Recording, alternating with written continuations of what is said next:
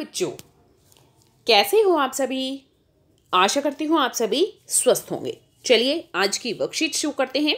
ये है हमारी मैथ सब्जेक्ट की वर्कशीट और वर्कशीट नंबर 46 जो SCERT द्वारा दी गई है और क्लास 4 के लिए है। यहाँ साथ में आप अपना सेक्शन लिखिए A, B या C जो भी आपका सेक्शन है। आज डेट है 15 मार्च 2022। पठन अभियान का वीक 9 है जिसका थीम है फैमिली। यहाँ आपको अपना नेम और यहाँ अपनी टीचर का नेम फिल करना है। चित्र पहेली।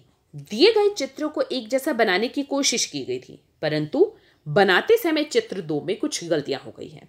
आप किन्हीं 3 गलतियों को ढूंढकर अपने अध्यापक या अध्यापिका के साथ साझा कीजिए। तो देखिए यहाँ पर हमें 2 चित्र दिए गए हैं, चित्र 1 और चित्र 2।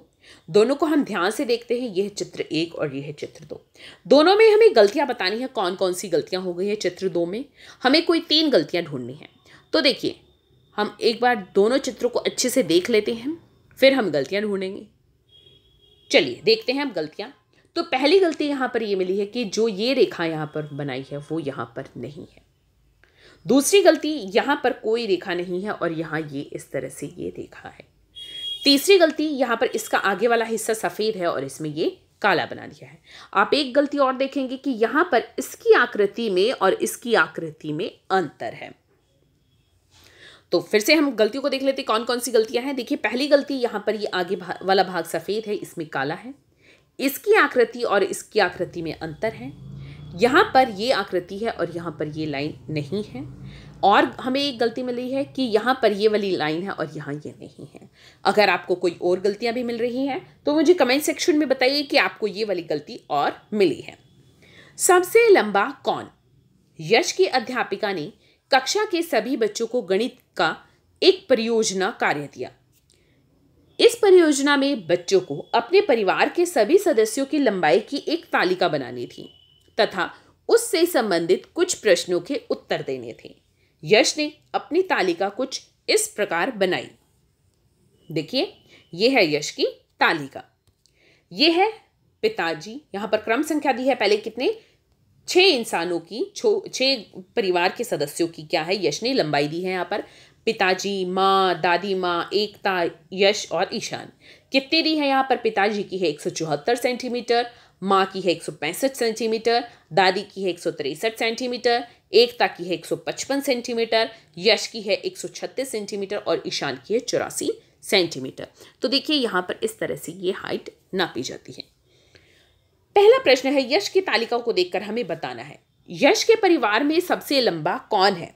देखिए यश के परिवार में सबसे लंबा कौन है, यश के पिताजी।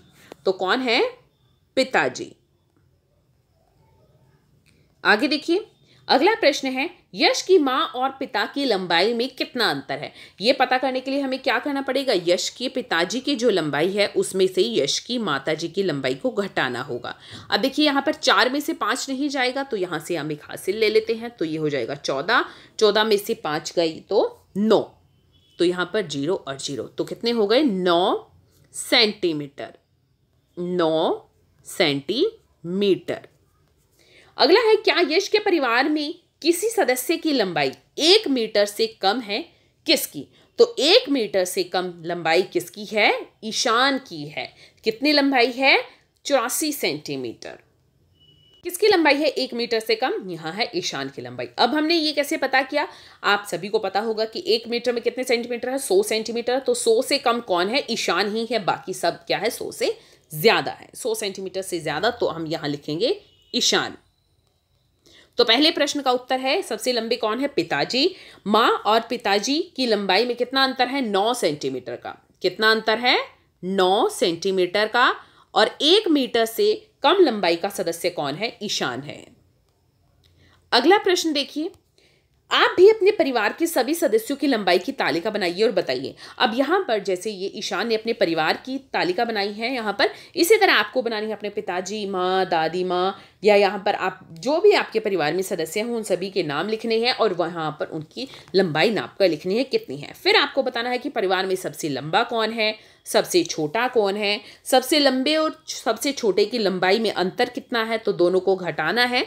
लंबे में से सबसे छोटा घटा देना है हाइट में, तो वो यहाँ पर अंतर आ जाएगा। फिर आपको लिखना है आपको क्या लगता है जब आप कॉलेज जाओगे तब आपकी लंबाई कितनी होगी, आपको ऐसा क्यों लगता है। तो यहाँ पर आपको अपनी लंबाई बतानी है अंदाज़ा लगा के कि जब आप कॉलेज जाओगे तो आपकी लंबाई कितनी हो जाएगी और आपको क्यों लगता है कि आपकी लंबाई उतनी हो जाएगी।